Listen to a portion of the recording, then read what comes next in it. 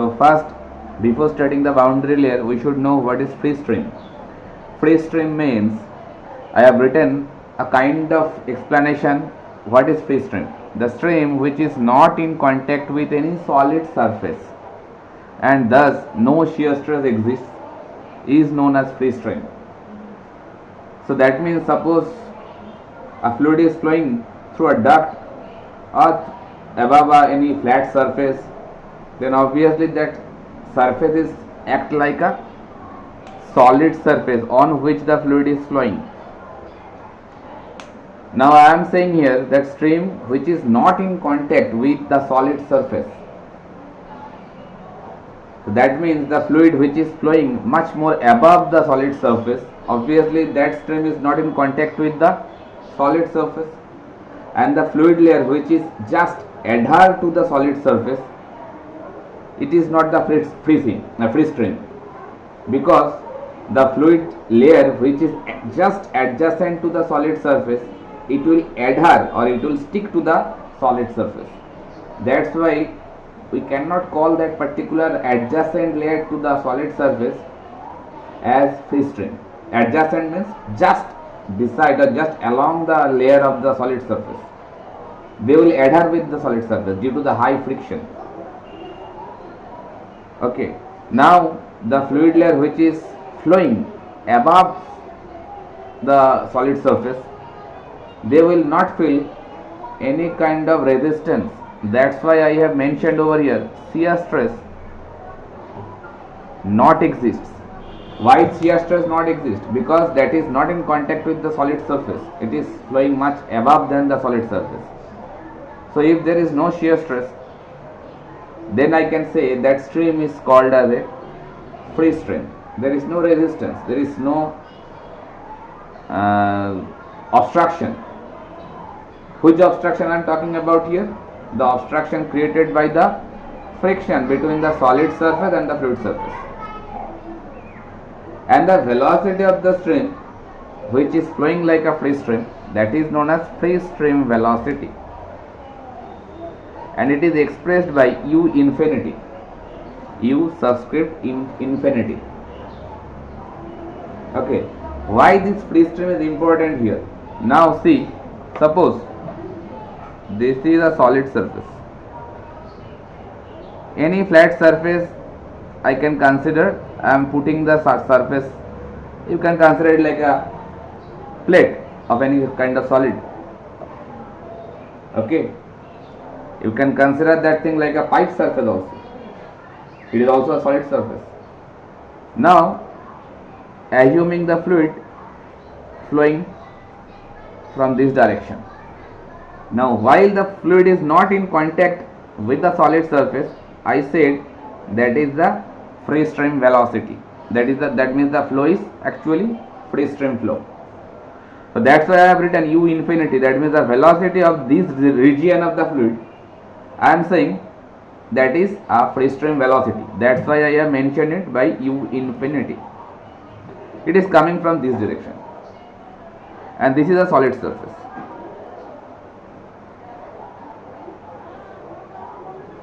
Suppose this is the direction of y and this is the direction of x. Now while fluid comes in contact with the solid surface, entering the solid surface region, then what will happen? A thin layer of fluid which is just adjacent to the solid surface, that layer of the fluid actually stuck with the solid surface due to the high friction and viscosity of the fluid,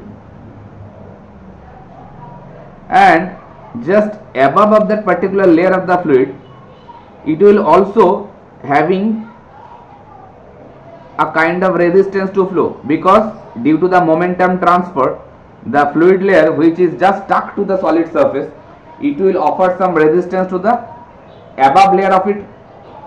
Obviously one layer, suppose assuming this is the layer which is adhered to the solid surface. Now just above that particular layer, obviously while this bottom layer is adhering to the solid surface, it will create a resistance to the top layer of it. Similarly, this layer will transmit that kind of resistance to the adjacent layer. Like this way, the resistance will be transmitted gradually upward. But genuinely I can say, while the resistance is transferred from one layer to another layer, it is gradually decreasing, isn't it? Because the bottom layer, which is adhered to the plate, it will having the maximum resistance to flow. That means that layer cannot flow at all. That's why the layer which is adhered to the solid surface, we say that is having a no flow will occur. Which layer I am talking about? Just the layer which is at the contact with the solid surface, and this zone is known as no slip condition. So no slip condition means there is no relative velocity between the element of fluid with the solid surface, because just think that they are going to glued with the solid surface due to the high friction. And if this right hand is this bottom layer of the fluid, then the left hand is acting like that just top layer of that particular no slip zone. So obviously that left hand also will feel some resistance to flow, because this bottom layer will pull it or try to stop that particular top layer. Don't flow, better, don't flow. It will offer some resistance. Similarly, this layer will transmit that resistance to the next layer. But obviously, when you are moving upward, this resistance is gradually going to decrease, isn't it? Tell me, is it understood or not? Tell me better. Now, if I put some black dot like a next layer, I am putting them more spacious. That means the resistance is transmitted from the solid surface vertically upward, but the resistance is gradually decreasing, isn't it? Tell me.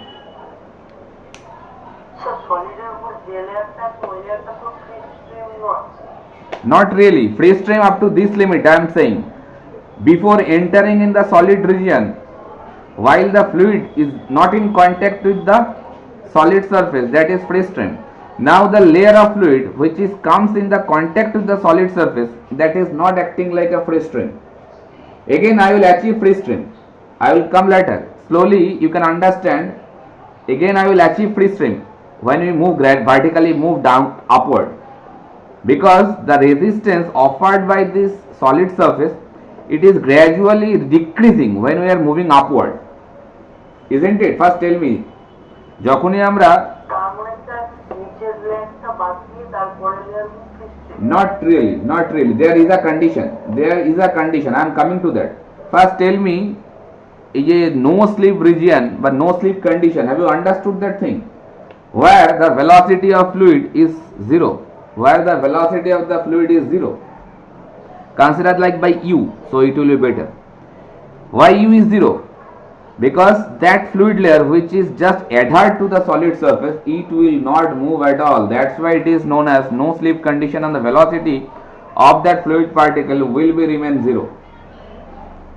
Now when we are moving upward, when we are moving vertically upward, you can see this resistance is gradually decreasing. So suppose in this region, at the bottom layer there is no velocity, just at the top layer of it a little amount of velocity is great. Now increasing,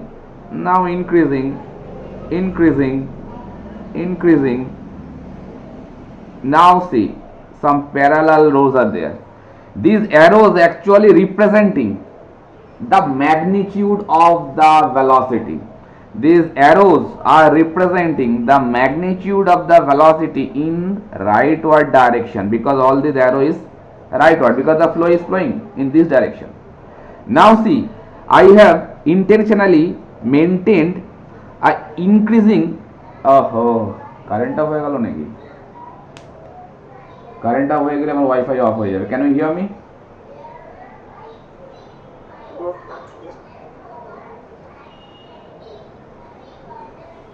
Okay, so why these arrows are increasing in order, increasing length? Because They are representing what? They are representing the velocity of the fluid particle, and the length is increasing means when you are moving vertically upward, the velocity of the fluid element gradually increasing, because already I mentioned the resistance transmitted from bottom layer to the adjacent top layer, it is gradually decreasing.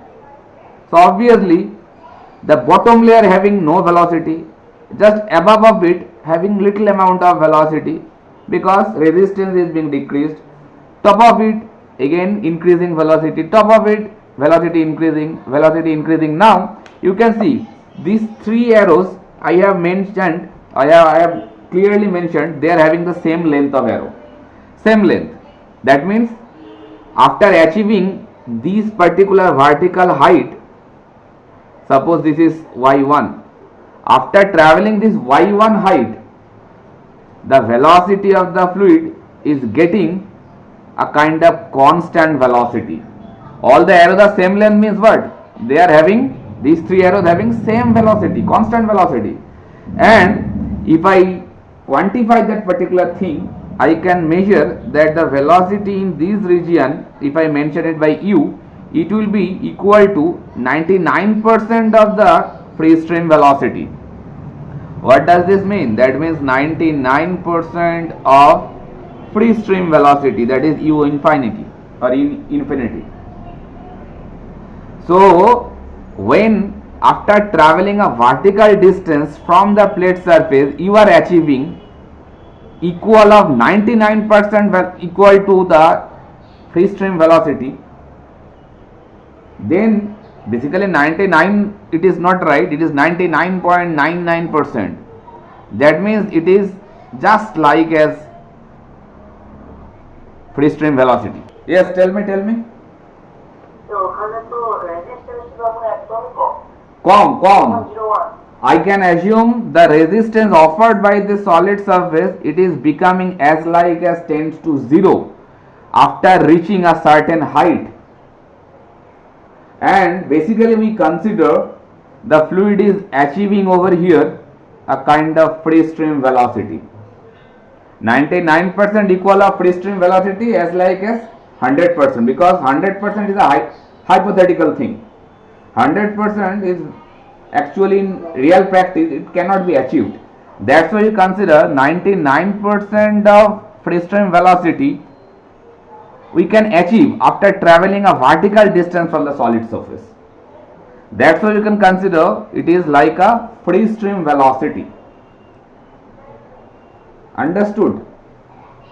And just beneath of that particular layer, that means up to this y1 layer, there will be a relative velocity. That means you can see the velocity is gradually increasing. That means what? That means the velocity gradient will be there inside this particular y1 height. After reaching up to y1 height, when you are traveling more upward, there is no relative velocity. There is no relative velocity. That is a very important thing. Just beneath the y1 layer, there must be, you can see the velocity is changing gradually.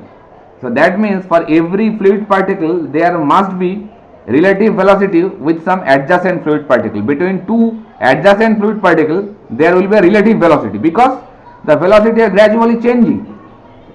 But when you are traveling up to that height, if you move upward, more upward, suppose the fluid is flowing above this surface also, there is no relative velocity because all the fluid particles having the same velocity, which is kind of 99% of free stream velocity.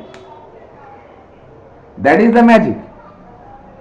Actually boundary layer concept is a very important concept from gate point of view. From any, suppose you sit for IES or UPSC exam, that boundary layer is a very important concept. Most of the conceptual question comes from boundary layer. So first understand the thing clearly, and those questions cannot be answered by all the students, I can guarantee you. That's why you have to understand the concept, that what are the things actually happening inside boundary layer, outside boundary layer. Now how the boundary layer concept coming over here? You see, at the entry of that particular plate, this zone actually known as entrance, this where that fluid is just entering at that particular plate, solid plate, it is like known as leading edge. It is leading edge. Now it has been observed by experimental data that at this particular entry zone, this depth of the fluid after which the free stream velocity can be attained, it is not like this amount of height. At the entry zone, it is suppose this point, now gradually increasing, gradually increasing, gradually increasing, gradually increasing, gradually increasing. This kind of,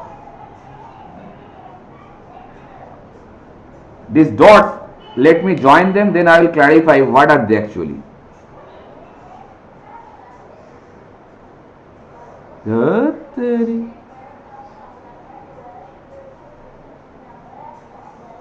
That kind of locus will come. That kind of locus will come if we join those dots. This kind of. Okay. So, what are this locus? How it is coming? It is coming due to the every thickness of the particular fluid, after which if you travel from the solid surface vertically this distance, this distance, this distance, then you can achieve the free stream velocity. That means at the leading edge of the plate, obviously while the fluid just in contact with the plate, then obviously the resistance will be less, and when you are moving further to the rightward side, the resistance will be more because the fluid traveling more distance along the path, along the solid surface. Then obviously when you are moving rightward, the resistance will be more. If the resistance will be more, then this height will be increasing. See, if you travel up to that limit from here to here, lots of resistance is being offered by that solid surface. Then if the resistance is more, then that transfer of that particular resistance to the gradual fluid layer, it will be more. That's why when you are at the leading edge, when you are moving vertically, horizontally rightward, the resistance offered by the plate is going to gradually increase. And why the gradual increasing of the resistance transfer to the adjacent layer of the fluid?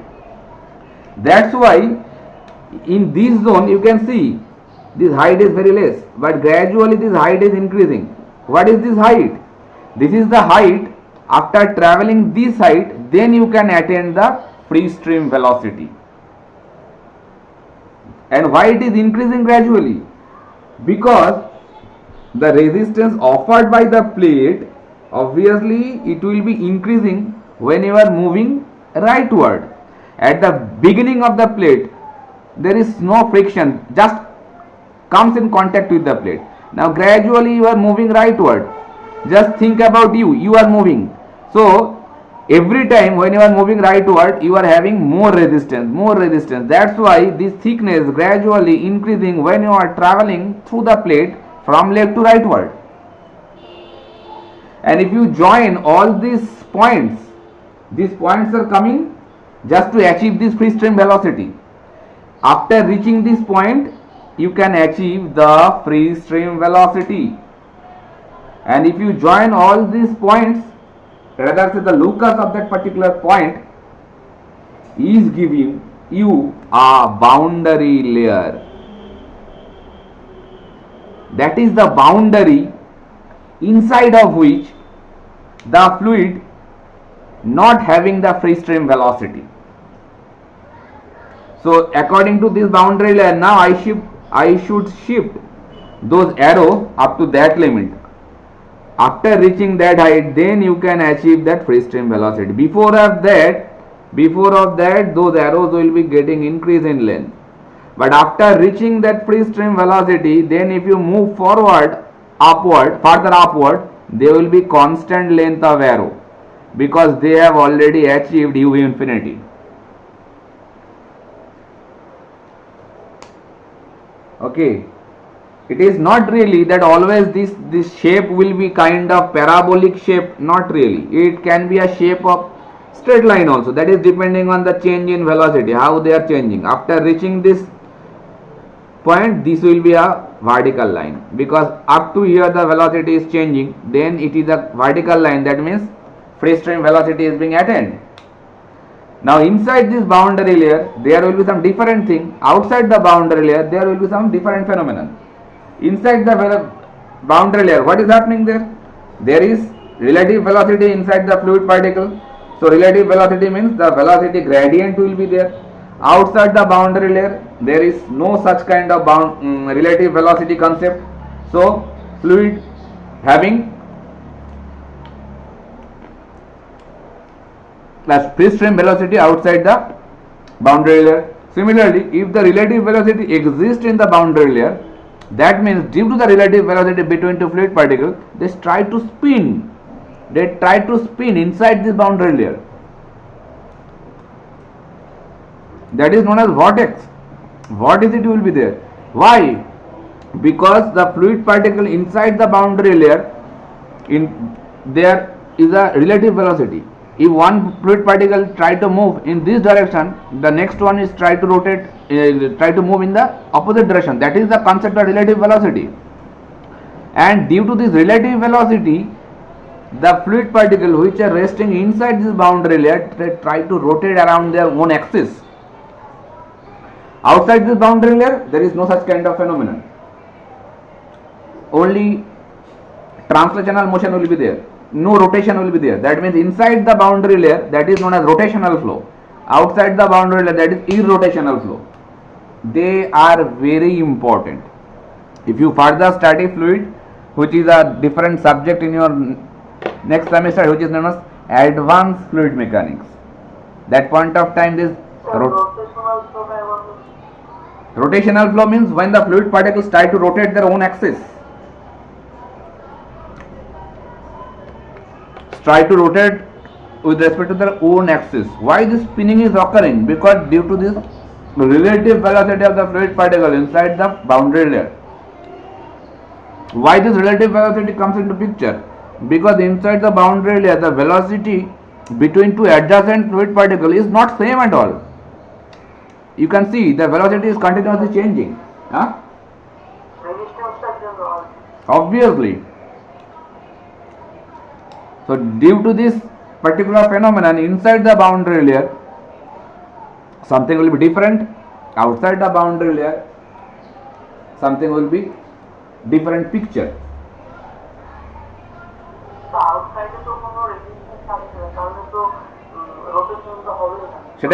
সেটাই তো বললাম বাবা। Outside the boundary layer, actually fluid act like ideal fluid. Ideal fluid is there in the advanced fluid mechanics subject, which comes like a elective subject for you people. There ideal fluid এর উপর একটা বড় chapter আছে। Ideal fluid means that fluid not having any kind of shear stress, no viscosity. So outside the boundary layer, the fluid will be something different. Inside the boundary layer, the fluid acting like some different picture. Now if we understand that whole thing, then I can summarize some few points, or all of these points whatever I have now described, I should write them up. Have you understand the concept of boundary layer? First understand the concept. Question answer can be solved. If you understand the thing, then you can answer the question. Lots of questions always appear from this particular topic minded. Okay. So first of all, I should mention that one point, whatever I have told, I should conclude some important point over here. One point will come where fluid velocity is equal to 99.99% of free stream velocity. which is expressed by u infinity. Now if we join all those points, now if I want to define what is boundary layer in short form I will write always B dot L. B dot L means boundary layer. If I define it, how it can define it? It is the locus of a point at which the velocity of the fluid particle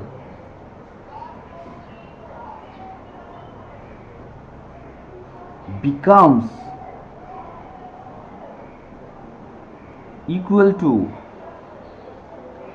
99.99% of free stream velocity. That is the thing. That is the locus of that particular point.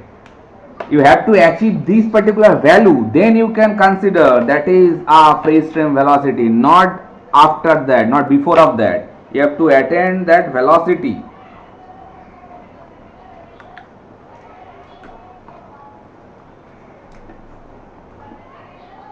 Now I should sorry, I haven't done my breakfast yet, that's why I'm talking with some food inside my mouth. Please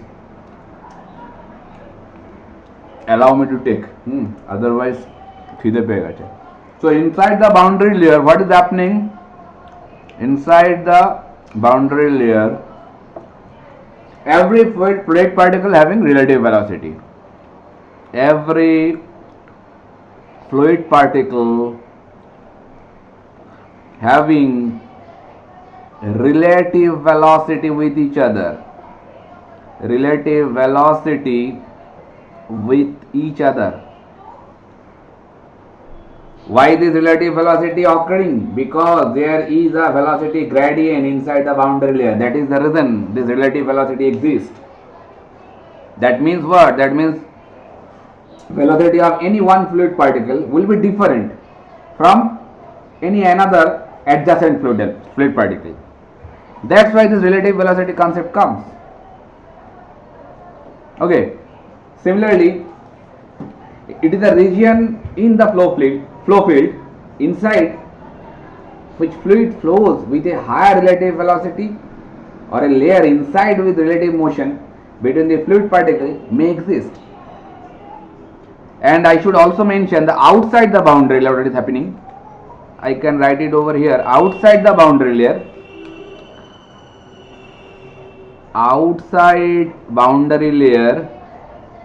there is no relative motion of fluid particle. There is no relative motion between these fluid particles. So, if there is a velocity gradient inside the boundary layer, velocity gradient means a slope. A slope means there is a change of velocity. So, if inside this boundary layer there is a velocity gradient, so I can write that inside boundary layer I can write that is gradient is there. So I can write du dy never be equal to 0. Du means the change in velocity and y is the direction vertical to the plate. And if there is a gradient, then it cannot be 0 because that is the gradient. Which gradient I am talking about? Velocity gradient. Change in velocity in the direction of change in vertical direction. That is du dy, and it never be equal to 0. Why it is never be 0? Yes.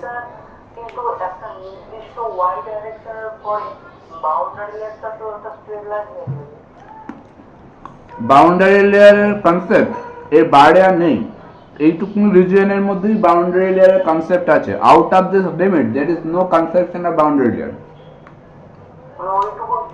এইটুকুনি রিজিয়নকেই যেটাকে ও bound করে রেখেছে, that is the layer which is bounded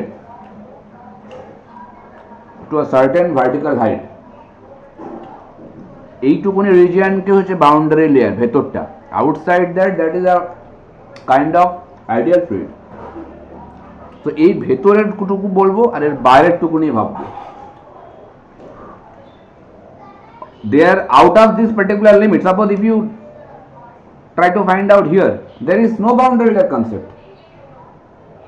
That is the, I have said, it is a locus of that particular point along with the vertical distance from the plate where the velocity becoming 99% of free stream velocity.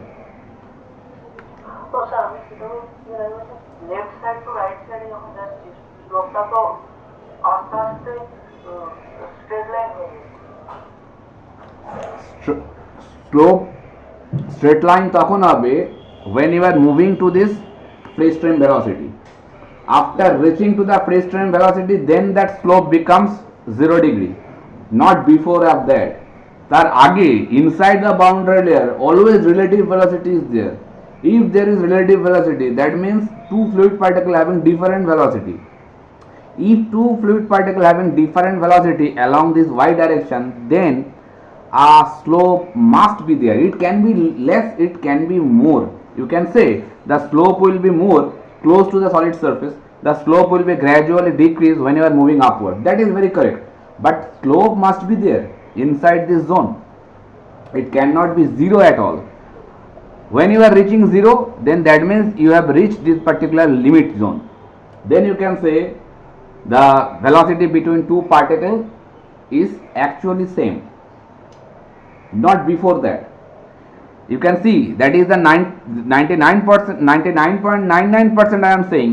So after reaching this locus line, still it is not same. After crossing that, basically we consider there is no slope or no gradient. That's why I am writing inside boundary layer that is not equal to 0, and obviously outside boundary layer that du dy, that is the slope or velocity gradient, will be 0 because there is no slope, there is no concept of relative velocity. If there is no conception of relative velocity, then slope will be same. আচ্ছা, একটা হলো left side থেকে যখন right সাইডে যাচ্ছি তখন তো Y ডাইরেকশনটা আস্তে আস্তে বাড়ছে, তাহলে ওটা কি নির্দিষ্ট কতটা পর্যন্ত বাড়বে? Depending on the length, beta. Solid surface length যদি বাড়াতে থাকো তাহলে এটা বাড়তে থাকবে। If you increase the length of solid surface, then it will also be getting increased না। But এখানে যে ইনক্রিমেন্টটা যে হারে ছিল, রেটের ইনক্রিমেন্টটা অত হারে থাকবে না, take rest. But obviously depending on the length of the solid surface, how much length is there. If the length is finished here, so it will be finished over here, isn't it? If the length is more lengthy, then it will be traveling. But obviously এই ট্রাভেলিংটা আর এই রেটে থাকবে না, but increasing. So inside boundary layer, outside boundary layer, these things we can see. And one more thing, this du dy, what does this mean? Du dy is nothing but the rate of shear strain. I have mentioned that particular thing when I am studying the Newton's law of viscosity. That point of time I have mentioned that du dy, that is nothing but the rate of shear strain. At the time of Newton's law of viscosity, I have told these things. And what does this tell? Newton's law of viscosity, tau equals to mu du dy.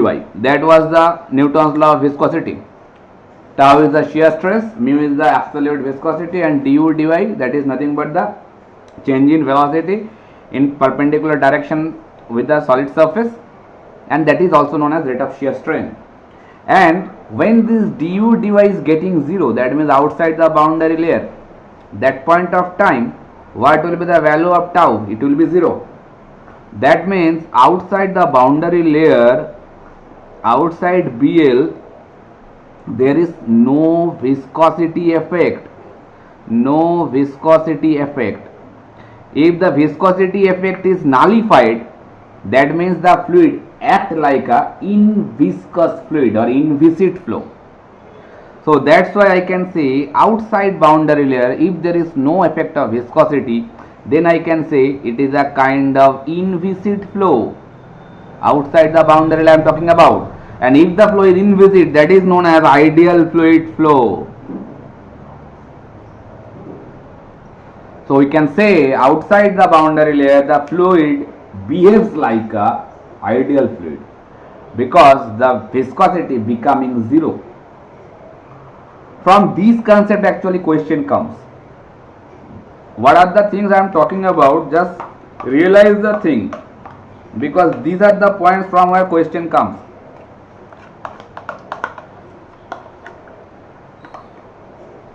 Yes, sir. Now if the fluid flowing over the solid surface, that means inside the boundary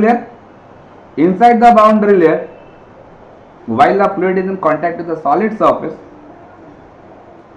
that point of time there is shear stress. Obviously there is shear stress. That's why this resistance is there. So inside the boundary layer it is not like the ideal fluid.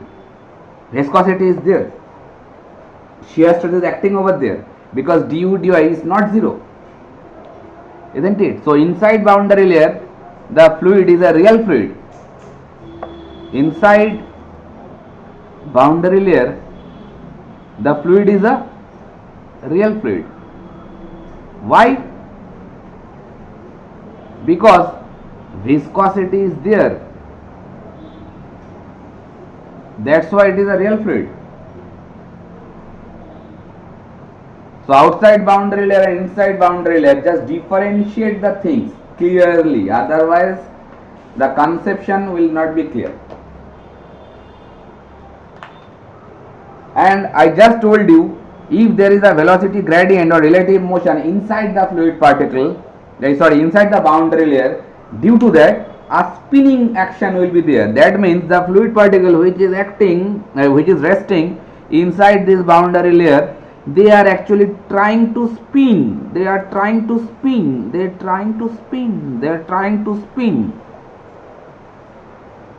And that's why I am telling you, inside the boundary layer the motion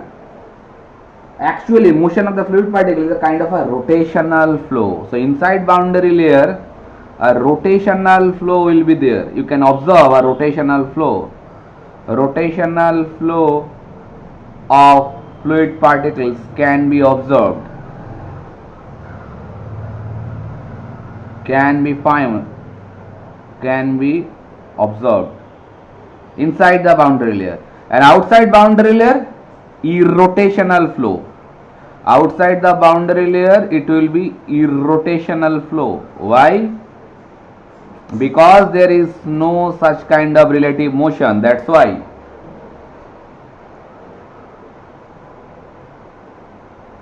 Okay, but what I am just telling that outside the boundary layer the fluid flows like an ideal fluid flow, but actually it has been seen that ideal fluid flow can be rotational or irrotational, because a slight amount of less amount of relative velocity still exists, because that is the 99% of free stream velocity, not exactly 100%. That's why it has been observed practically that some amount of rotational motion still exists outside the boundary layer. That's why outside the boundary layer the fluid flow, it is irrotational, but some point of time rotationality can be observed, but most of the time they are completely irrotational. Okay, so these are the things. If the rotational component actually exists, then one thing comes, that is vorticity. Actually they are not included in this particular scope of syllabus, they are out of your syllabus, but I should mention what is vorticity. Just I am giving you the idea. Vorticity is a kind of velocity which is actually the fluid particles while they are spinning around their own axis. Suppose I am considering a fluid particle, this one, while the fluid particle is rotating along its own axis, then it is known as vorticity. That means the local rotation, local velocity of a fluid particle for a single element. Okay, so that kind of vorticity actually exist inside this particular boundary layer, and outside the boundary layer though they doesn't exist. So that kind of thing, actually you can differentiate the boundary layer, inside boundary layer region and outside boundary layer region. And what is the boundary layer? I think it is now clear. If it is not clear, then tell me. Anyone? Yes. Up to this limit, only one person has interacted with me, that is Abhishek Dev. I think apart of him, are you people still in the class or not? I don't have any clue. Please give response something.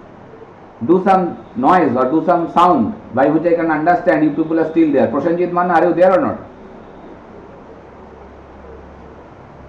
Proshenjit Manna, are you there or not? Shubhadeep? Shubhadeep Datto, are you there? Shubham Chakraborty, are you there? Yes.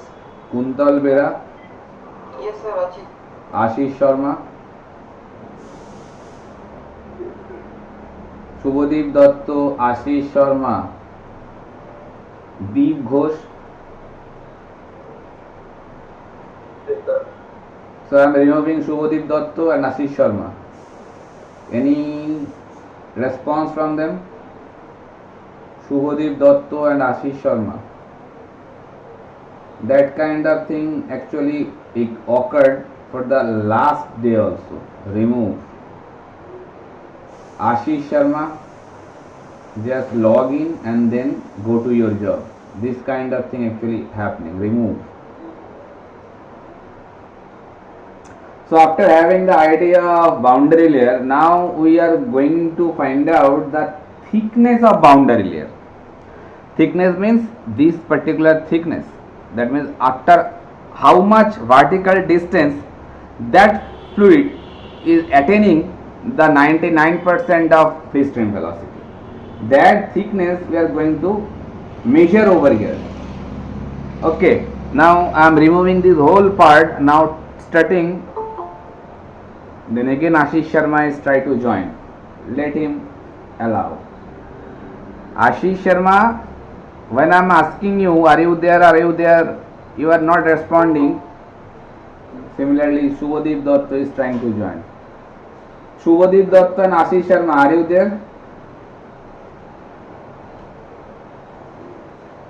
Shubhadeep Datta and Ashish Sharma, are you people there?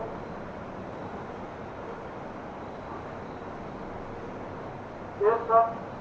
So, যখন আমি ডাকাডাকি করছিলাম কোথায় ছিলে বাবা? Sir আমি একটু বাইরে ছিলাম তো সেজন্য। হ্যাঁ, বাইরে ছিলে যখন বেকার এটাকে লগ ইন করে রেখে দিয়েছো কেন? তোমার কি মনে হয় আমরা এমন কিছু কাজ করছি যেটা তুমি বাইরে থেকে করে নিতে পারবে? অ্যাকচুয়ালি যে টপিকটা নিয়ে আলোচনা হচ্ছে সেটা অ্যাকচুয়ালি বাইরে ঘুরতে ঘুরতে শুনে কোনো লাভ নেই। So it's better to leave. It is not like any audio song আর মুভি যে শুনলেই ভালো লাগবে।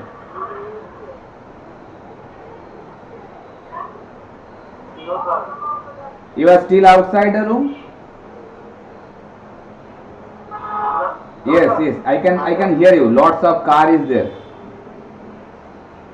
So thickness of boundary layer. Why this thickness of boundary layer increases gradually while you are moving from left to right?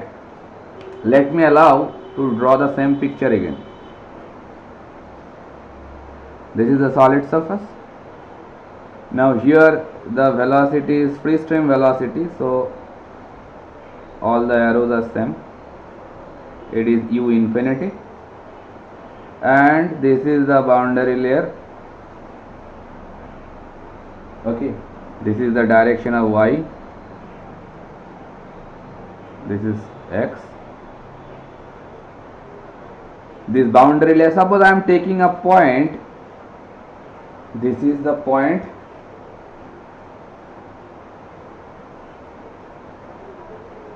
naming it by capital Y and capital X. Now taking a point, you can see, suppose this is a arbitrary point I have chosen on the solid surface, and this vertical height I am representing by delta. This is the x equals to 0 point, that is the leading edge. This is the leading edge, obviously, a leading edge, and that is a trailing edge. You can see that is the upstream, that is the downstream. Okay, so this delta is nothing but the boundary layer thickness. At any point I can choose. On this solid surface you can choose any point at the leading edge. While the x equals to 0, there is no thickness of boundary layer, but while you are moving x equals to any coordinate value, you can get this boundary layer thickness, and you can see at every point while you are moving rightward, the boundary layer thickness is getting increased, and actually at this particular point we consider the velocity of the fluid particle will be 0.99 of u infinity. Now why this boundary layer actually getting increased gradually? The reason is that every point of time some amount of mass is entering inside. Some amount of mass is entering inside. From where? From the outside of the boundary layer, because all the time the fluid is flowing with a certain velocity. So inside the boundary layer, that is the boundary layer BL. Inside the boundary layer, from outside the boundary layer, all the time some mass of fluid is entering. And obviously, when you are gradually moving rightward, the entering mass is continuously there. So from leading edge to the trailing edge, when you are moving forward, due to the injection of mass or due to the infiltration of the mass from outside the boundary layer to the inside boundary layer, it is gradually increasing. That's why the thickness of the boundary layer is getting increased. As well as, this is one point, due to the infiltration of mass from outside the boundary layer to the inside of the boundary layer. That is one reason. Second reason is there, when you are moving gradually rightward, similarly the resistance offered by the solid surface, it is gradually increasing. So the resistance which is offered by the solid surface to the adjacent fluid element, it is also being transferred to the adjacent fluid layer. So when you are moving rightward, the friction is more, resistance is more. Due to the transfer of resistance also will be more. That's why it is also a responsible reason to increase the boundary layer gradually in increasing order when you are moving from leading to trailing edge.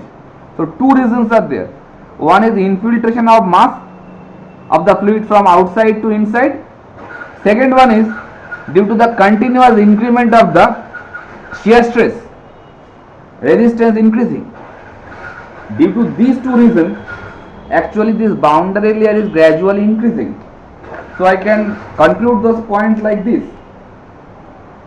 Suppose this is the M. M means the quantity of fluid continuously entering the boundary layer. M is nothing but, I can say, mass flow rate. Mass flow of fluid, or I can say quantity of fluid continuously entering the boundary layer.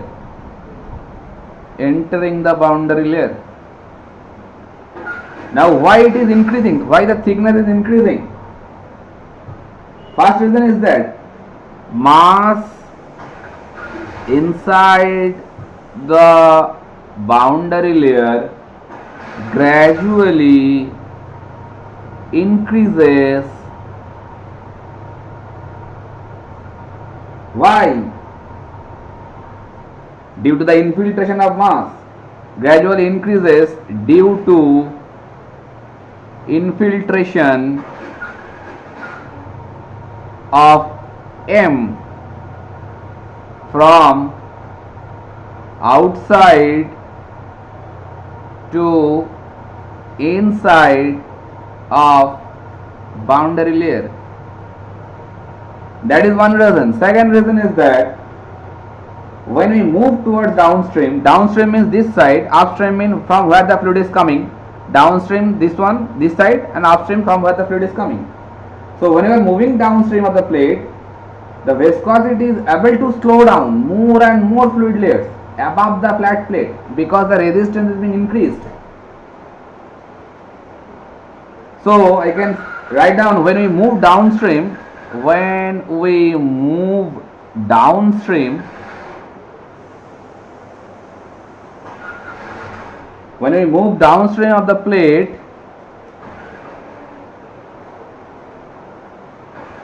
the resistance offered by the plate is continuously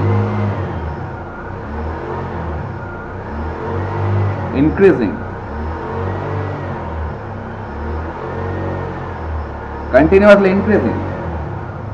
And that resistance is being transferred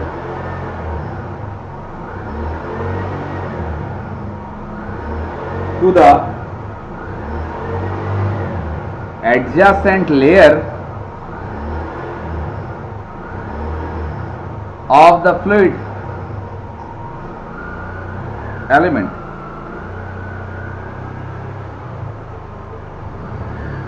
That is the two reasons why this boundary layer gradually increasing. And we can see the thickness of boundary layer, it is the delta actually, already I have mentioned the delta, I have mentioned the symbol which is expressed to thickness of boundary layer. So I can see, write over here delta is a function of x, isn't it? When you are moving in x direction, gradually delta is increasing, and when you are moving leftward, from right to leftward, that means from downstream to upstream, then the boundary layer thickness is decreasing. That's why I can say that delta is a function of x. Okay. Sorry. Now if you are trying to find out that what is this particular thickness, that can be expressed by some different way. Now one experiment is being done by the scientist Prandtl. Prandtl has actually executed one experiment by which he expressed the fluid zone which is flowing through this solid surface. There are three significant zones are there, like let me draw the picture. By Prandtl, that experiment has been done, and actually he has shown us that the fluid layer, actually boundary layer, is such kind of three zones he has distributed. He differentiated the zone of the fluid inside the boundary layer, three different zones by Prandtl. Did an experiment, and after that experiment he differentiated a flow above a flat plate, that is a flat plate surface, and the fluid is an incompressible fluid.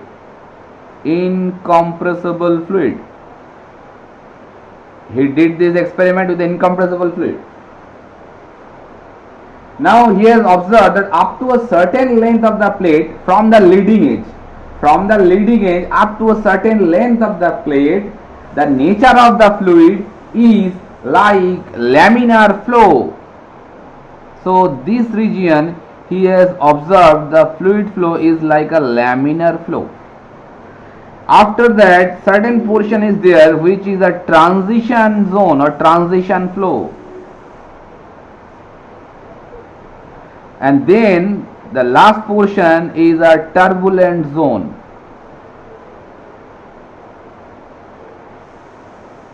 Or if I write flow, then all should be flow.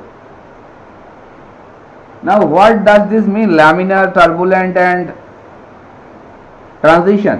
Laminar flow means all the fluid layer inside particular zone, they are acting like a streamline flow. That means every fluid layer, they are flowing like a parallel lines. No intersection or no cutting between two fluid paths.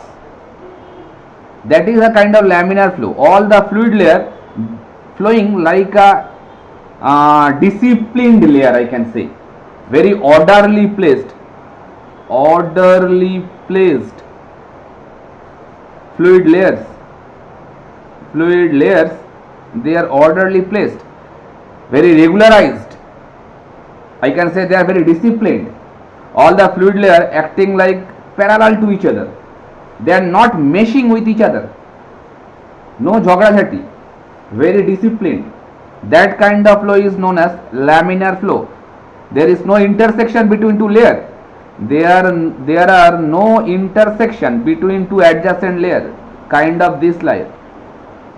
This is a kind of flow structure if we try to draw for a laminar flow. Disciplined. And turbulent means obviously the opposite of that. Some fluid layers, they are flowing and they are actually messing with each other. Lots of jhogda-jhati is there, turbulence is there, this kind of thing actually occurring there. Why? Because the resistance is being increasing order. So the fluid, they are not able to maintain that discipline. That's why this is known as turbulent flow. The fluid layers, they are going to intersect with each other. There are a kind of whirlpool kind of thing. And every point of time in our real world, we can see this turbulent flow actually. Laminar flow, it is very difficult to maintain. In our fluid mechanics lab, there is a experimental setup in which you can find out that how laminar flow can be created or how the laminar it is going to transmit to the turbulent flow. One experiment is separately there which is based on this laminar and turbulent flow. And inside the laminar turbulent flow, while the flow is going to convert from laminar to turbulent, there is a zone which is known as transition zone. Transition zone means the fluid flow is converted from laminar to the turbulent. The conversion is taking place. That's why it is known as transition. Transition from which to which? Transition from laminar flow to turbulent flow. And if the flow is laminar or turbulent, that can be judged by a number which is known as Reynolds number. Have you heard this name before? Reynolds number? क्यों सुनो नहीं कहो ना? Reynolds number actually a dimensionless number. Lots of dimensionless numbers are there in subject of fluid mechanics as well as in thermodynamics. One of them is very important, that is Reynolds number. Reynolds number is a ratio of inertia force to viscous force. That is the ratio between these two forces. And it is a dimensionless number. Why these dimensionless numbers are very important? Because these numbers does not relate with any kind of unit system, CGS, SI or FPS, however it is, this number will remain same. So if you do an experiment and the data will be accepted globally if you use this kind of dimensionless number, because around the globe there are different countries who are involving with some different unit system. But if you validate your data with respect to some dimensionless number, then there is no problem with unit system. That is why the dimensionless numbers are very important in the field of fluid and thermal. So this dimensionless number depend on these two forces. Inertia force comes while the fluid is in motion. That is the mass of the fluid with the acceleration, multiply both of them, mass and acceleration, you can get the inertia force. And viscous force tends to, you have seen already that shear stress is equals to mu into dV dy. That thing you have seen. So if you convert that tau in terms of area, in terms of shear stress, in terms of shear force, then you can write that force by area is nothing but stress, and if you shift this area onto that side, so mu a du dy, that will give you the value of viscous force. So that viscous force term will come over here, and inertia force you can get from that force equals to mass into acceleration from that relationship. If you, after simplifying all those things, if you put those expression here, it will be look like rho, that is the density of the fluid which is flowing, rho. Then here I am mentioning the free stream velocity of u infinity, so I should write u infinity over there, and the length of the particular plate divided by mu, that is the ratio between these two forces. Obviously this is the characteristic length,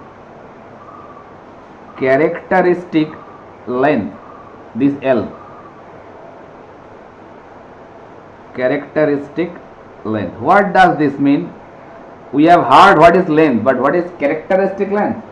Characteristic length is very important term in subject of fluid mechanics. Actually it is the length of the obstacle in the fluid flow field. I am again repeating, characteristic length is the length of the obstacle in the fluid flow field. Here the fluid flow is flowing in this direction. So which length actually creating an obstacle? The length of the plate. The length of the plate will be the characteristic length for this particular place. If you consider the flow is occurring inside a pipeline, most of the cases we consider like so, fluid is flowing through a pipeline. That point of time, this characteristic length will be the diameter of the pipe. Mark my words, they are very important. Reynolds number, most of the time after this, when you are studying the subject, you will see the Reynolds number will be expressed by this kind of relation, rho v d by mu. And if you ask your seniors, if you ask anyone of your friends also, what is Reynolds number, they always answer rho v d by mu. That is the common answer, but it is not true every time. If you consider the flow is occurring through a pipeline, then you can say that Reynolds number can be expressed by this relationship. If any interview, if anybody asks you, that is a very common question, what is Reynolds number in any interview, you always answer them, Reynolds number is a ratio between two forces, that is inertia force to viscous force. First answer will be this one. Never give the mathematical expression, mark my words. Every point of time you should answer Reynolds number is ratio between two forces, inertia force to viscous force.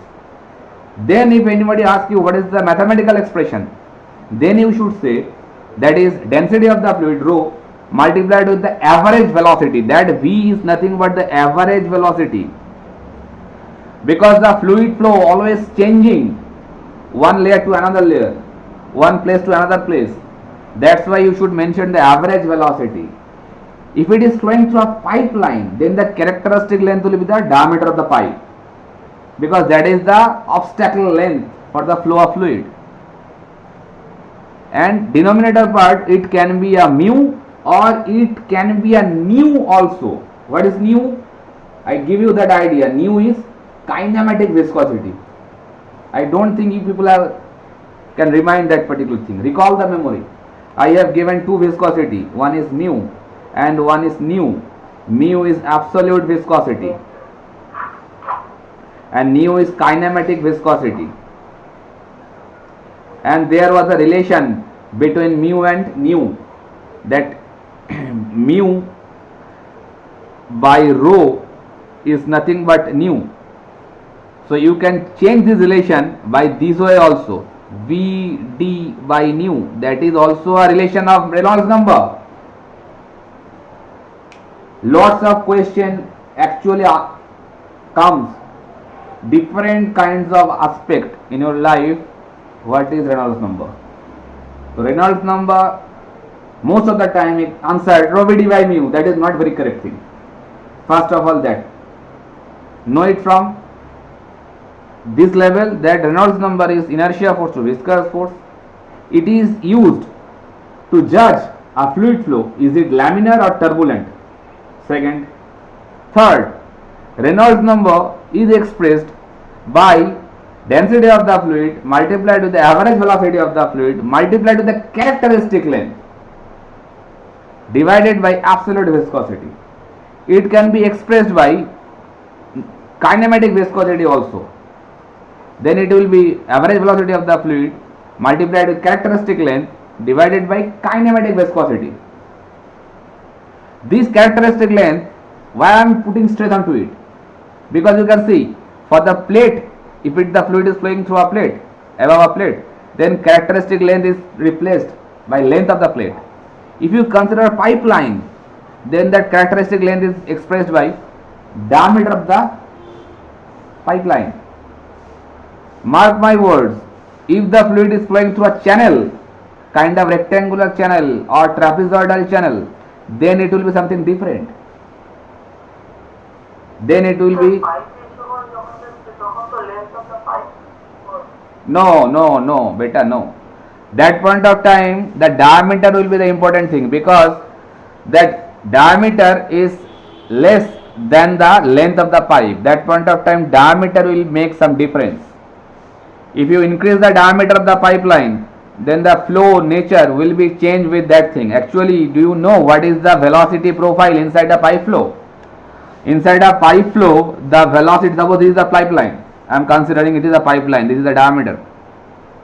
The fluid velocity, actually, if I draw the velocity profile, it will be look like this. It will be look like this. That means at this layer and at this layer there is a maximum shear stress, though no slip condition appears here and here. At the center of the pipeline, it is like a kind of free stream velocity, because there is almost zero shear stress. So that is the diameter of the pipeline actually plays a major role over there. That is why in case of characteristic length of a pipeline, D comes into action. Okay, and again I am repeating, for the channel flow, if you consider, that is basically free surface flow. Free surface flow, it is not there in your syllabus. It is also included into the advanced fluid mechanics. That point of time, you people will see that characteristic length will be something different. That will be the hydraulic diameter, okay, or hydraulic radius. Okay, so this Reynolds number is very crucial.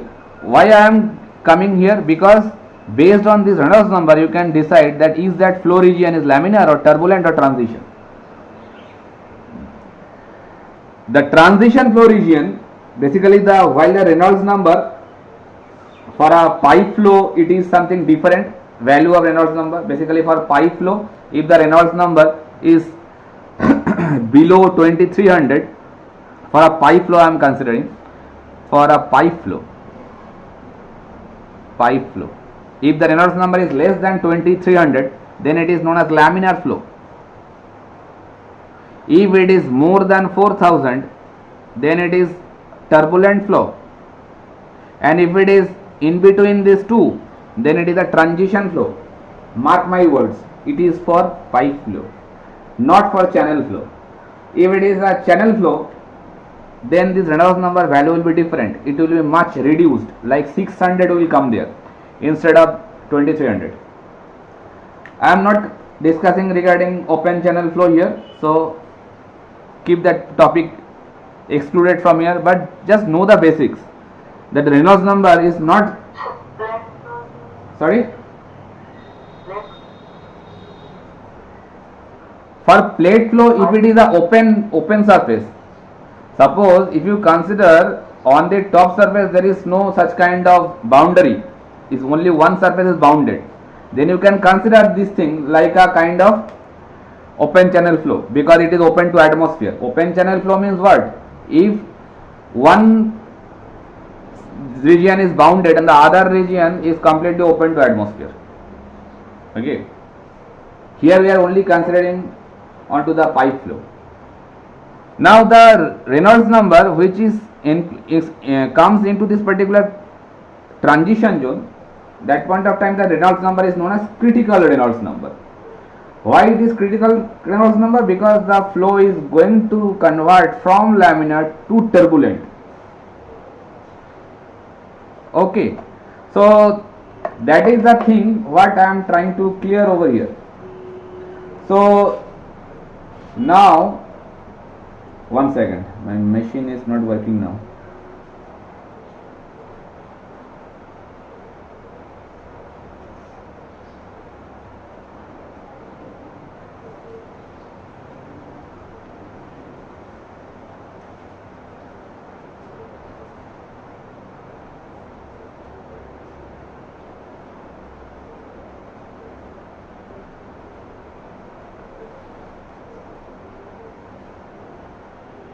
Okay, now we are going to see that after having this kind of conception, now we have to find out the length.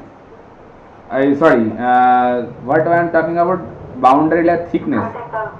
Yeah, critical Reynolds number, that means the Reynolds number based on which that flow profile or flow nature actually converting from Reynolds number to turbulent flow. Laminar flow to turbulent flow.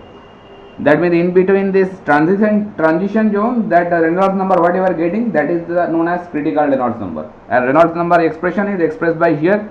For the flat plate, it is expressed by this relationship. Okay, so by scientist Prandtl, he has found that Reynolds number doing that experiment, and he has observed that for a certain length that flow will be kind of laminar flow. Actually, how you can find this length, that up to which length it will be laminar? It can be very easily find out by using this expression. Basically the critical Reynolds number which is actually expressed by RECR, it is a value of 5 cross 10 to the power 5 for critical Reynolds number. Now if we put that Reynolds number value over here, and if you know the density of the fluid, absolute viscosity of the fluid and the free stream velocity, then you can easily find out from there the value of L, that means up to which that laminar flow actually executed. After crossing that value, it will be going to converted into turbulent flow.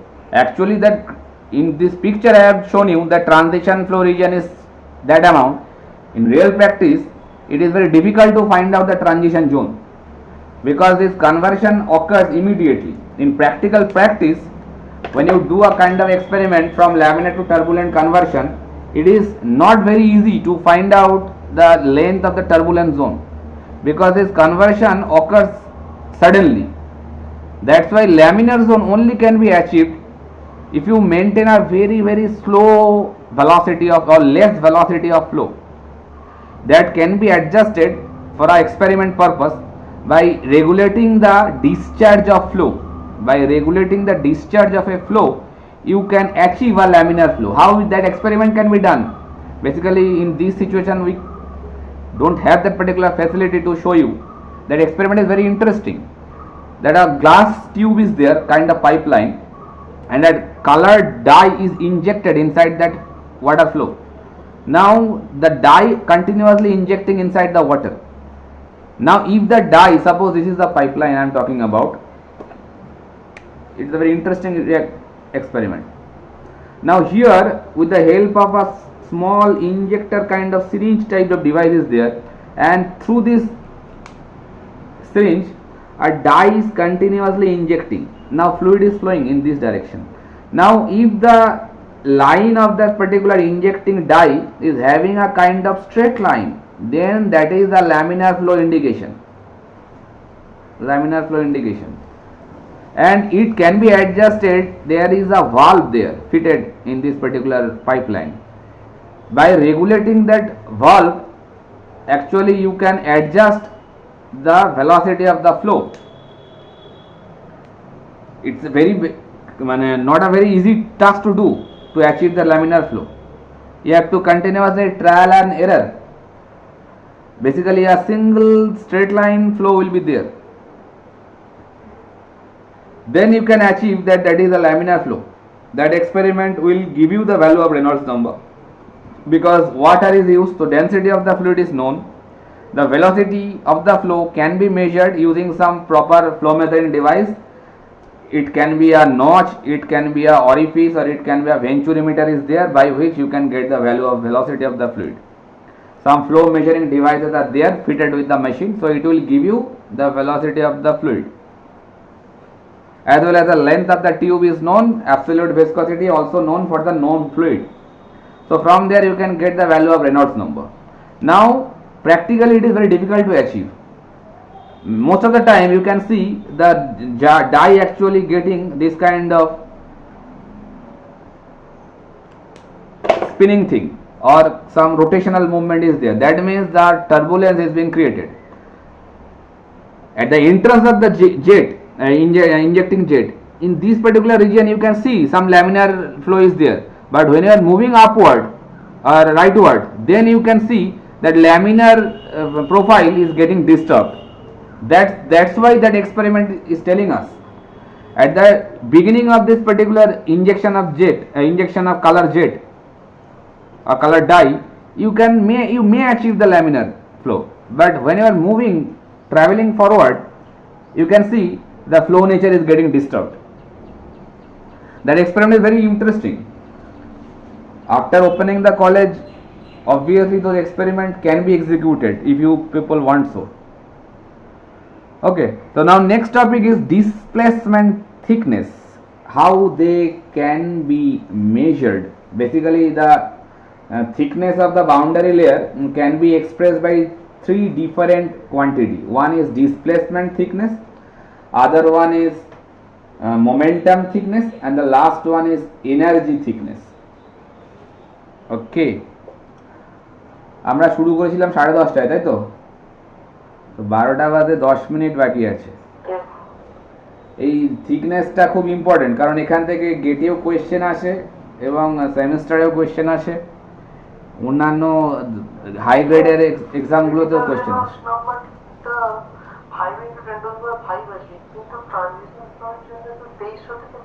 ওটা depending on the flow nature না, that is for valid for the pipe flow. Okay, so thickness গুলো আজকে শুরু করব। Displacement thickness is first one. তিনটে একই জিনিস, মানে একই কনসেপশন, একটা বুঝে গেলেই বাকি সব কটা বুঝে যাবে। Because some expression I have to derive that is valid to measure the displacement thickness as well as momentum thickness and kinetic energy thickness or energy thickness, and those expression actually used to find out some solution of problems. কি করব বলো, শুরু করব? শুরু করলে আমাকে কিন্তু এটাকে শেষ করে বেরোতে হবে। Tell me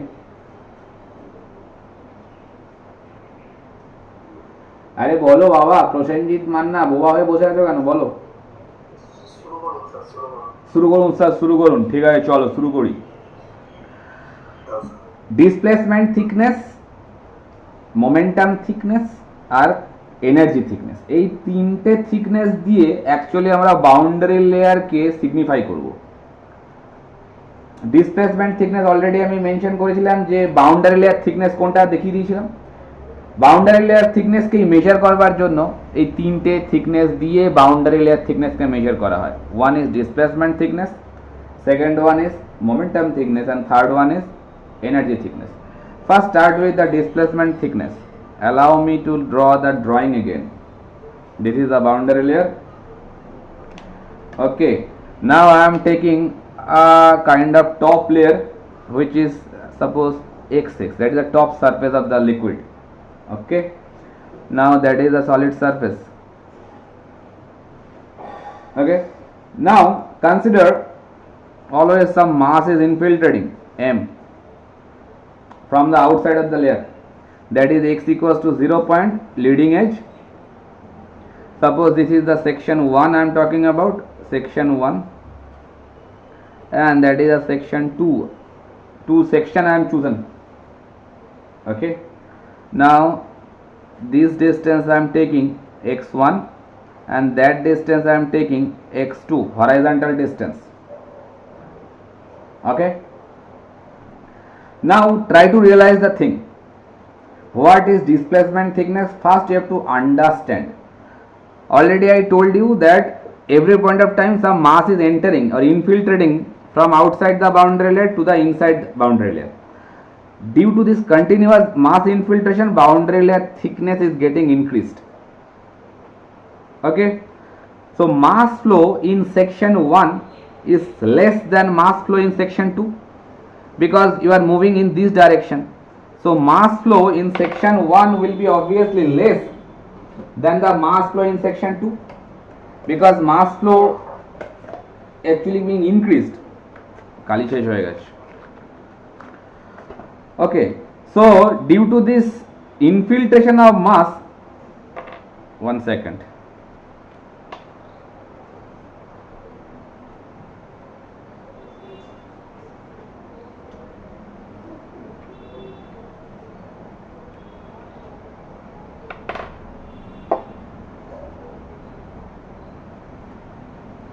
So due to infiltration of this mass, what is happening? Outside the boundary layer, there is some reduction of mass, and inside the boundary layer, there is increasing of mass, isn't it?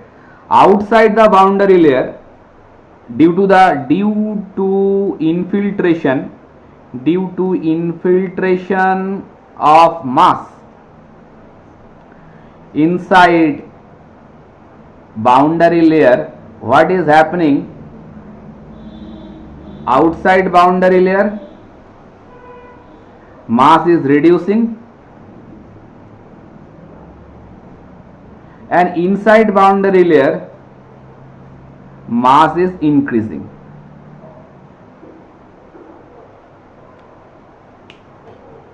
Now obviously, if mass is decreasing from the outside boundary layer, then if you want to compensate that, compensate means mass is reducing outside the boundary layer. Now if you replenish means ক্ষতিপূরণ করা, compensate মানে ক্ষতিপূরণ দেওয়া।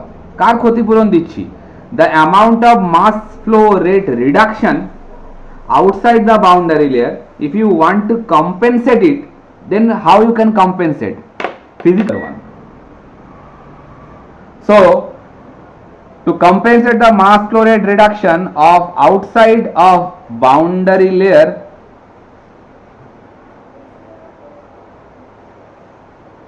the flat plate or the flat boundary, or you can say the flat boundary, solid plate, flat plate is to be displaced vertically upward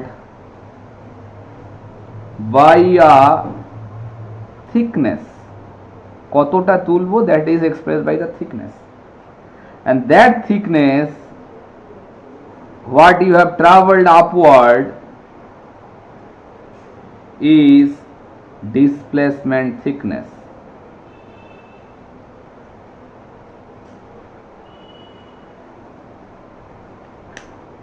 That is the concept behind displacement thickness. Most of the books actually they are not very clear in this concept. That's why students actually get afraid. It is nothing but this simple thing. Now when we are going to study after displacement thickness, it will come with momentum thickness and then energy thickness. All this concept is same. If there is any mass reduction, then we know that momentum is related to the mass. Momentum is nothing but mass into velocity. So if the mass is decreased from outside to inside, then obviously momentum is also decreased. And as well as energy, basically we are talking here kinetic energy. Kinetic energy also deals with mass. So if mass is decreased, kinetic energy also will decrease. And the same thing we have to compensate. Here we are compensating the mass flow. In case of momentum thickness, we will compensate the momentum. In case of energy thickness, we will compensate the energy by similar fashion, by dislodging this solid boundary to a certain thickness, vertical lift, vertical displacement. When you are compensating momentum by doing the same thing, it will be expressed by momentum thickness. When you are compensating kinetic energy by doing the same thing, will be expressed by energy thickness. Understood?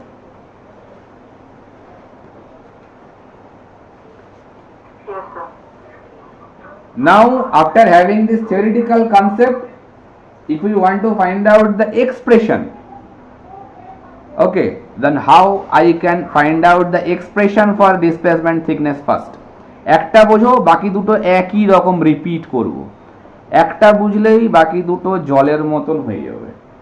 Okay, using that same, বাবরে বাব, using that same drawing, just slight modification I am doing. Suppose this is the arbitrary position where that y direction is mentioned. Anyone, Abhishek, switch, mute your microphone. Assuming the velocity profile like a parabolic curve. Okay, now suppose this plate is having a width, this is the width of the plate. Okay, that is the three-dimensional thing considered, that is a three-dimensional thing, that is the width of the plate, mention it by b. Okay, consider the thing like a three-dimensional flow. This is the length of the plate, this is the width of the plate. Okay, now this is the boundary layer, you know,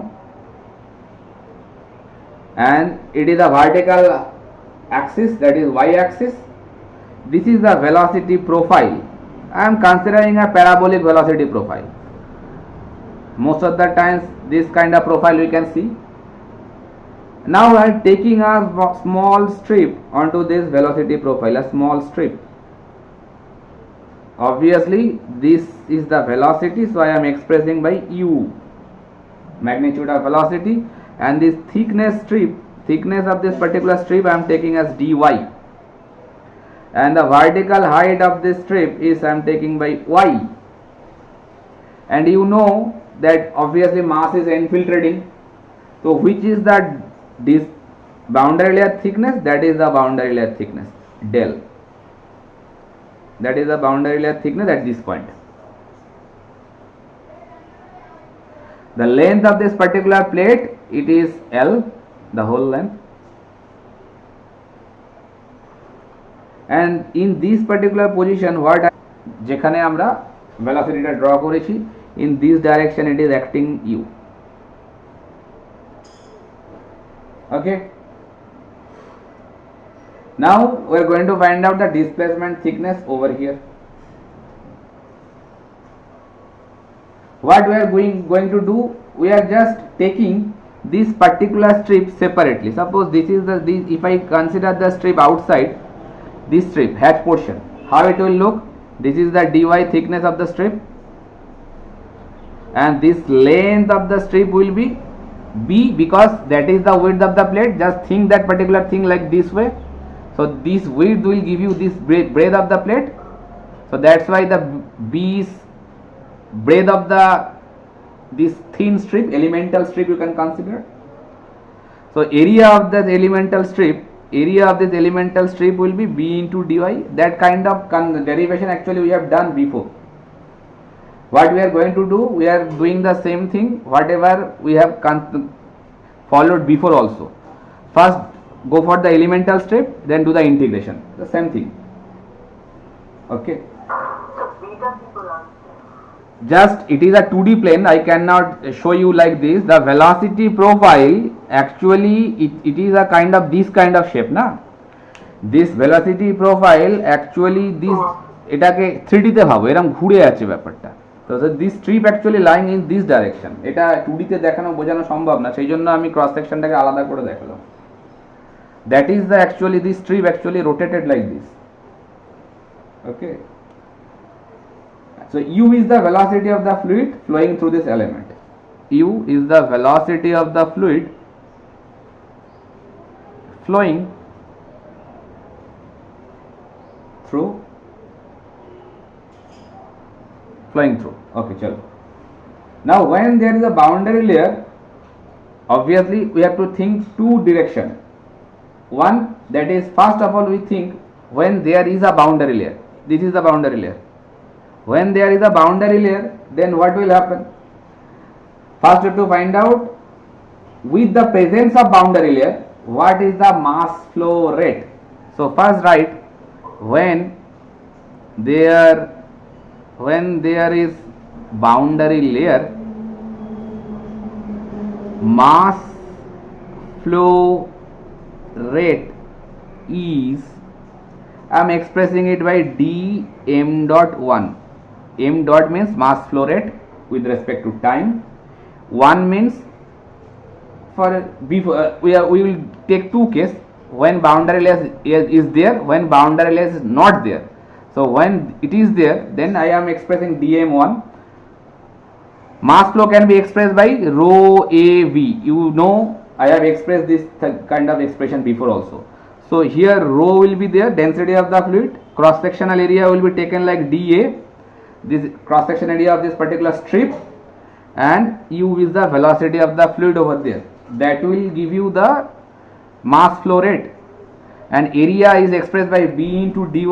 So I can write b into dy into u. That is the mass flow rate while the boundary layer is there. Okay.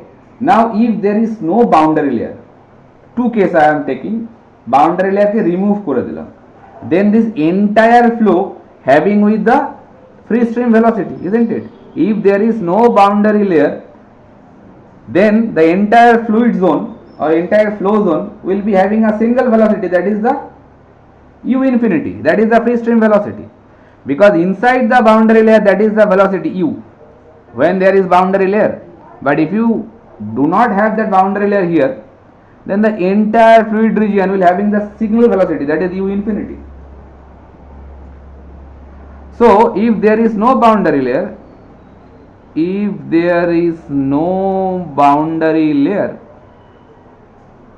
then assuming the entire flow takes place with a uniform velocity of u infinity, that velocity will occur there.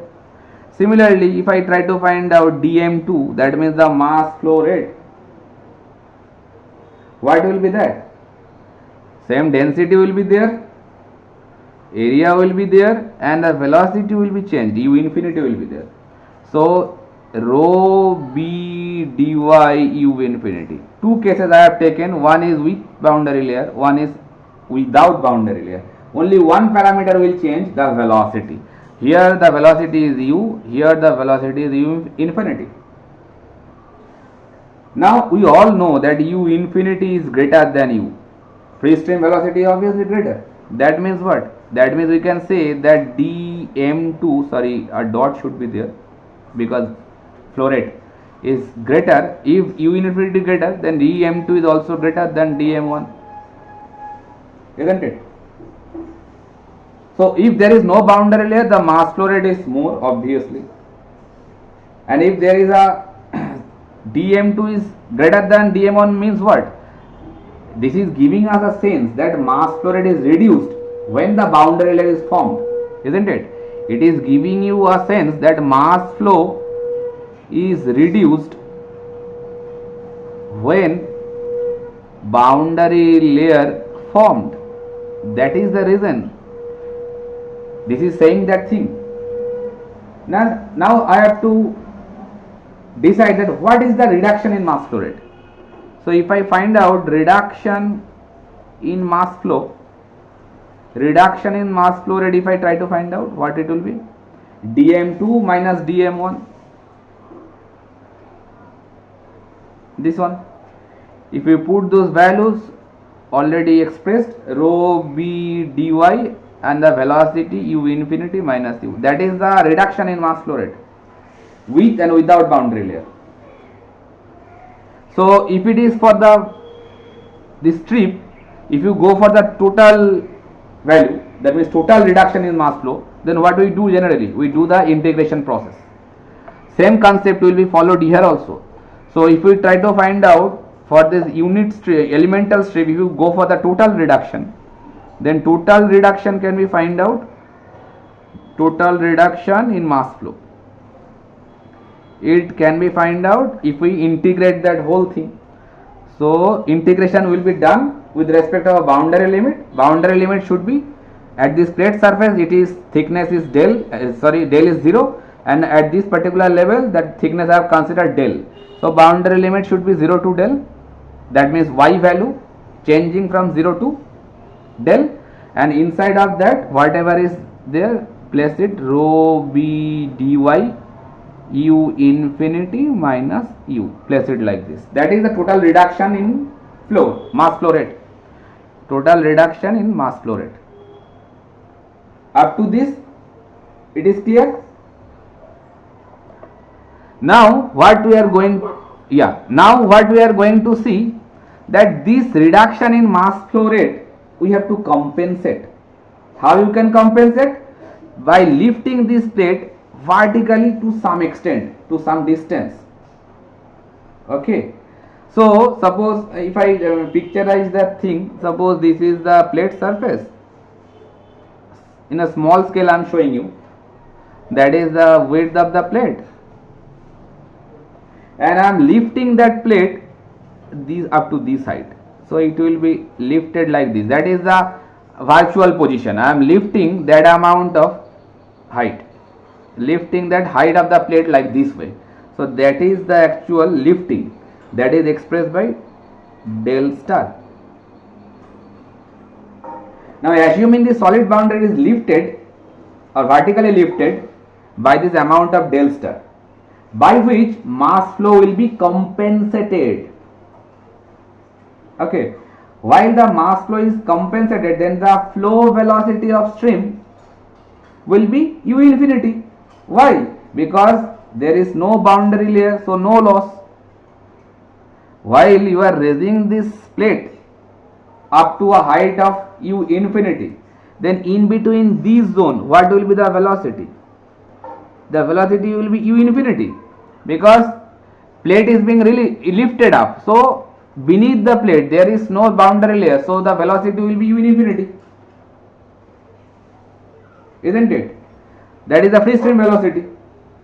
So now you can consider the flow in between this zone. If I try to find out that what will be the flow in between this annulus zone, that is in the clearance zone, here the area of flow will be how much? I can express by A, that will be del star into B. See, this is the plate width.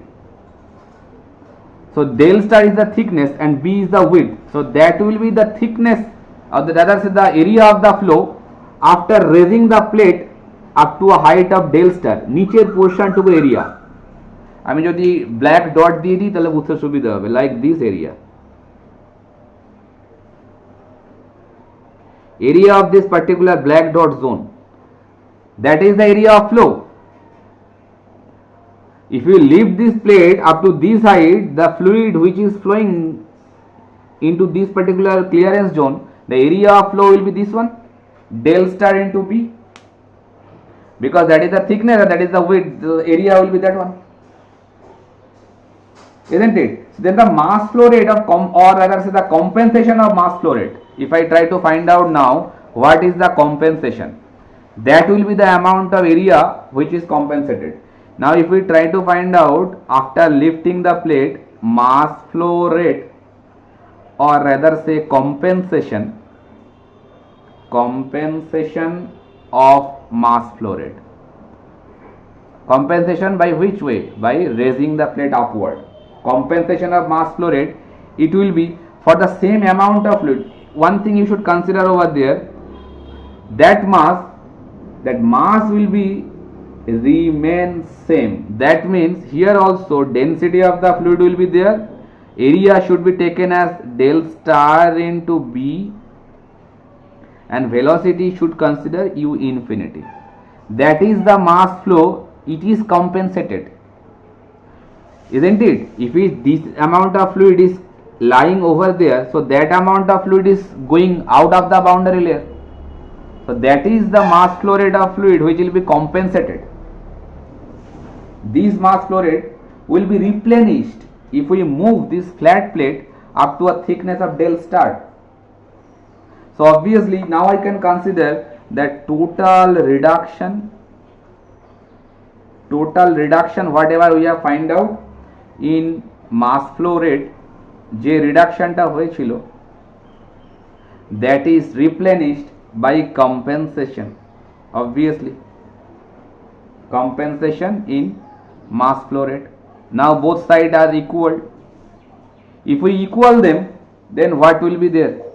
It's a very, now it is getting very easy. See, the expression whatever we have expressed, that is the compensation, and this one is written over there. So I can write the expression like this way: rho del star b into u infinity is equals with rho b infinity integration of 0 to del u infinity minus u into dy.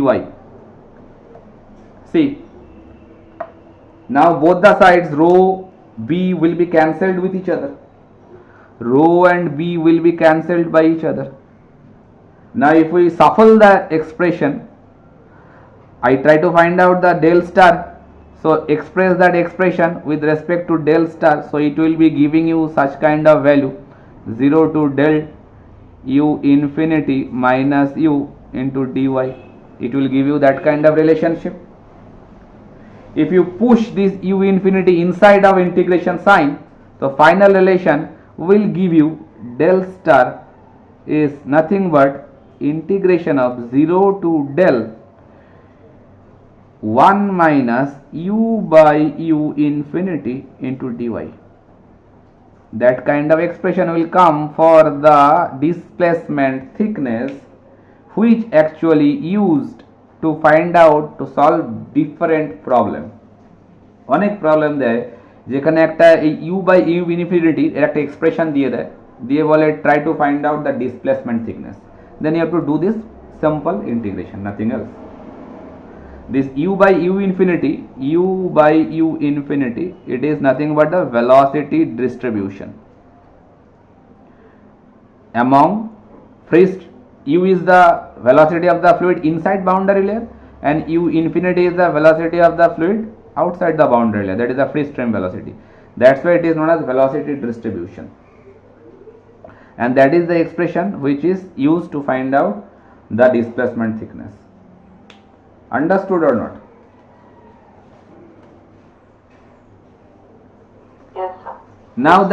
Yes, sir. Now that same concept actually used to find out the momentum thickness also. Now my request is that just go through any textbook or web version, and using that same concept, it will be copied for momentum thickness as well as energy thickness. Which concept? I am again repeating the thing. Just listen my words and try to copy all of them when you are studying the book. Just for the mass flow rate reduction, then momentum also will be reduced, because momentum is nothing but mass into velocity, isn't it? So if the mass flow rate is decreased from outside to inside, then momentum is also decreased. Similarly, kinetic energy half mv square, it is related to mass also. So kinetic energy also will be dropped from outside to inside boundary layer. Then we have to follow the same concept whatever we have followed here. I have to raise the plate to some extent. In case of displacement thickness, that is expressed by del star, and if you try to find out the momentum thickness, then that thickness will be replaced by theta. Theta is expressed for momentum thickness. That same concept will be copied. Mark my words, momentum thickness, it is expressed by theta. Same concept will be followed, and if we raise that plate up to a thickness of del double star,